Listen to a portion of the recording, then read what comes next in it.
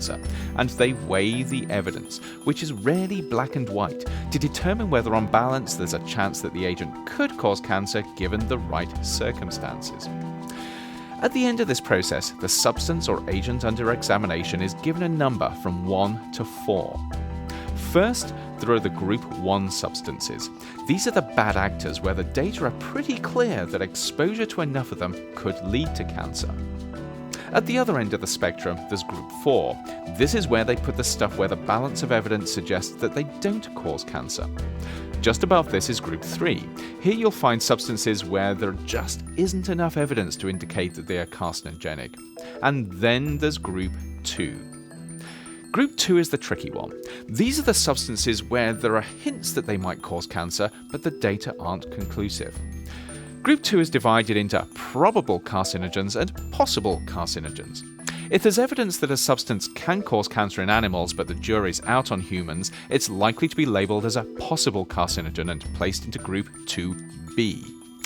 On the other hand, if the data on cancer in humans is just a little stronger but still not conclusive, the substance is likely to be put in Group 2A and labelled a probable carcinogen.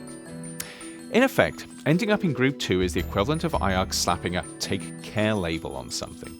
They're letting you know that under some circumstances, if you're exposed to enough of the stuff, you might get cancer.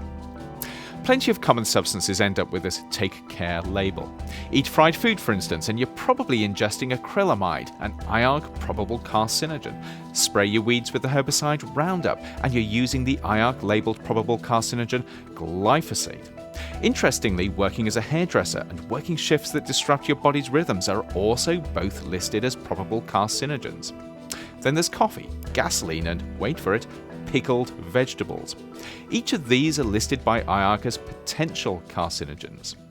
In effect, an IARC label indicating something is a potential or a probable carcinogen doesn't mean that it will necessarily cause cancer.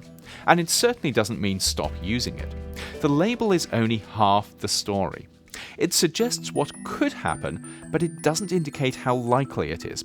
It's the equivalent of saying a rock could kill you, but not pointing out that it probably needs to be dropped on your head from a great height first. To make sense of these labels, additional information is needed on what probable actually means, together with how much stuff people are exposed to and how much of it is needed to cause cancer. In other words, the label alone shouldn't worry you. We're exposed all the time to substances that may cause cancer, that's unavoidable, but neither should IARC labels be taken lightly. They indicate what might be a problem. The real challenge, and this is where risk assessment comes in, is working out how to prevent that might be from turning into an is, either by keeping exposures to safe levels, replacing the substance with something less harmful, or getting rid of it altogether. That, though, is a decision that needs more information than just the IARC assessment can provide.